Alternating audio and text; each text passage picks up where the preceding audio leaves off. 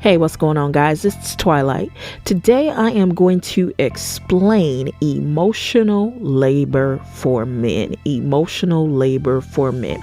And the way I'm going to frame this is in the relationship between beloved characters of X-Men, and that being Professor X and Magneto. Professor X and Magneto had a really complex relationship, a lot of tumultuousness, very, very interesting storylines that we were able to get from them, but there was emotional labor between the two of them, and the one that was doing the most emotional labor was Professor X.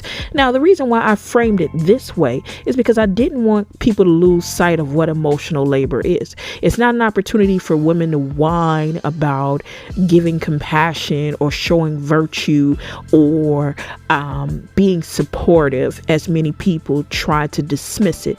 In fact, I even saw an article that went on about emotional labor, and it went a little something like this: what a feminist calls compassion. In the feminist religious tradition, the slavery a woman must endure after she has successfully coaxed her emotionally repressed man to express himself.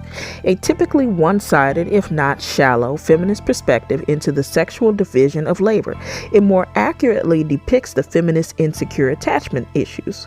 See also rational labor, where the man in male and female relations has to act, plan, work, drive, mow the lawn, open the jars, push fake boundaries, buy the bloodiest, biggest diamond ring, propose, endure endless nagging, support the family or pay child support with his labor, and above all, validate the insecurities of and think for the woman. Well, now, tell us how you really feel. And seriously, if you are salty about opening jars, you really have a bigger problem than any feminist point of view. But with that being said, I don't want you to lose sight that emotional labor can happen between any genders. It's not just male and female. It just so happens that emotional labor actually happens more between male and female because of the way that we are socialized.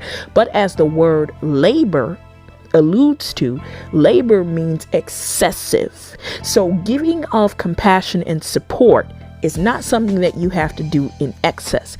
It only becomes in excess when you are dealing with someone who is emotionally suppressed.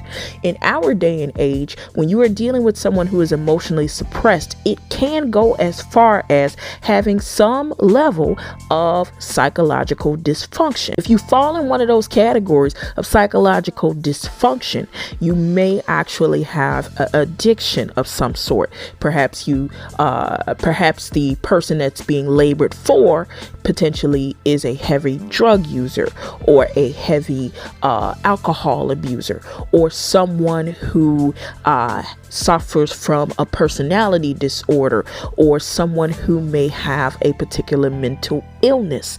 Then the emotional aspect of just giving reasonable levels of compassion and support actually becomes labor intensive, and that's where things get out of hand. That's when it becomes emotional labor. The feeling that someday they will pass that foolish law, or one just like it, and come for you and your children. It does indeed.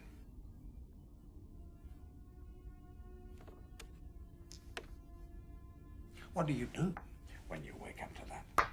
I feel a great swell of pity for the poor soul who comes to that school looking for trouble.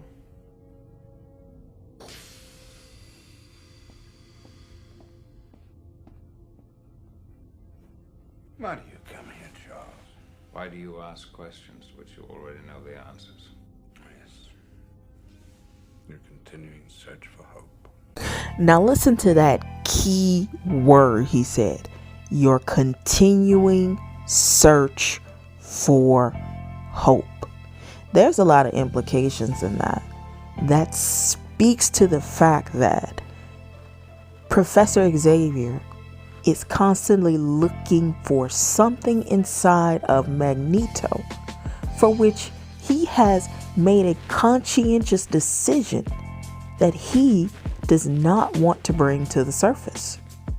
Yet, Professor Xavier is hell-bent on pulling this out of him. And that is where emotional labor comes in at.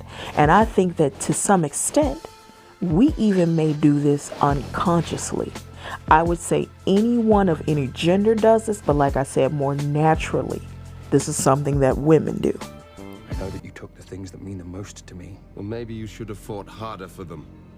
If you want to fight, Eric, I will give you a fight! Let him come. You abandoned me! You took her away and you abandoned me! Angel. Azazel. You notice that Professor X has this kind of almost altruistic savior, save the world complex, right?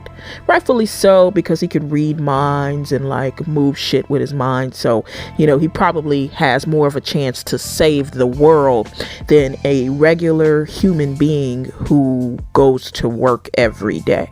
Okay. Yeah. So he probably had more of a right to feel like he could save the world. But nonetheless, there are plenty of regular individuals out there who still feel like they can save the world, still feel like they can save others from themselves. So in the scenario between Professor X and Magneto, he felt that he could save Magneto, no matter how many brutal, ruthless murders and crimes Magneto committed. He was always looking for that speck of hope in Magneto that he could be redeemed. Now, in real life, that's a fucking sad situation, because on the storyline in a movie, Professor X had every right to try to feel like he could be a savior. In real life, most of us don't have that right. And killing people and hurting people is not something that you just simply overlook and you look for a speck of hope. Now, the only time that things like this is acceptable is in dysfunctional settings, in dysfunctional maladaptive settings, where people are so pressed for internal resources of hope and happiness that they hang on to any hope and happiness that's being disseminated, no matter how small or how far and few in between or how insignificant. They're always holding on to that hope. And with that hope, they're holding on to the fact that maybe, just maybe, if I stick in there long enough, I can help this person be a better person. And we, mostly women, or anyone who is more connected to the feminine principle, need to divert ourselves away from such a self-deluded concept. Many people will say love can cure all things, love can cure all things, and pour into individuals and love on them and so on and so forth. But you must understand, when people are devoid and empty of internal resources, it's like pouring into a black hole. You're constantly pouring this love, this energy, this compassion into a black hole. When people are at a deficit for internal resources, you're still pouring into a vessel where you're not going to get a lot out of. And what ends up happening is this ends up draining you. So think of when Professor X got captured, as the relationship began to drain him because he was emotionally laboring so much. Hell, in the X-Men one with the younger X-Men, he ended up Professor X ended up not being able to walk again, being paralyzed due to his connection with Magneto. You have to understand that sometimes certain energies are just so toxic that it will disrupt the flow of your energy. And that is a fact. And once you are disrupted in the flow of energy, it causes dis-ease. So the flow of your energy is no longer moving with ease, it is moving with dis-ease. And this is not a testament to weakness. This is not a testament to your inability to show compassion. It is a testament to the way that energy works. Energy is meant to flow effortlessly between people. But when you are draining your battery, emptying out your bank account to pour into another vessel, you are now putting yourself in the negative. So you definitely want to make sure that you are dealing with individuals who have a similar value system, who have a similar internal resources, simply because ultimately you need energy poured back into you. Just like the example I gave, you don't want to be energy bankrupt. You don't want to be on an energy deficit. And sometimes as women, we are programmed and we are conditioned to believe that the more love we pour into another person, the more value we get, whether it is our partners, our children, and so forth. And sometimes we need to take a step back from pouring all that outward and take some of the love and virtue that we have, instead of looking for physical outward feedback, and look for the way that we are able to revitalize and rejuvenate ourselves.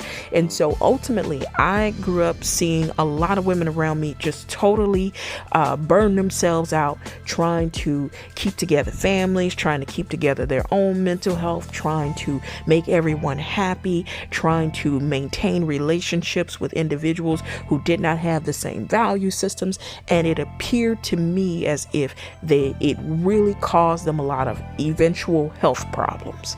And that can happen because a lot of health problems and diseases are somewhat created on an emotional and a internal level. That's why this particular video is important, because a lot of women need to wake up out of the mindset that they're only useful if they are constantly pouring into people, not having anything to say to discourage support or encouragement or being there for people or being loyal. But people must be able to reciprocate those same attributes. Should it be in the same way? Well, you need to be the one to decide if it should be disseminated the same way. But you should definitely not be dealing with high levels of constant criticism or emotional neglect or emotional abuse because someone is unable to match you with those internal resources. Because unfortunately, regardless of the fact that the person is incapable of doing it, that does not stop the consequences. And the consequence, like I said before, is generally ending up where the person ends up sick or some type of illness later on. So that won't change anything. And women, we're energy beings, and as energy beings, we need to be concerned about how the energy is coming back into us.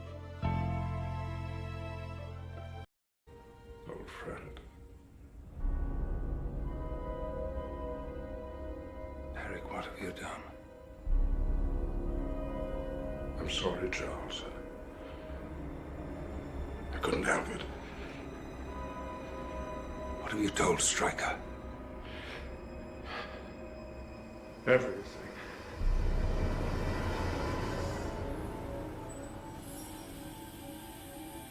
The war has begun.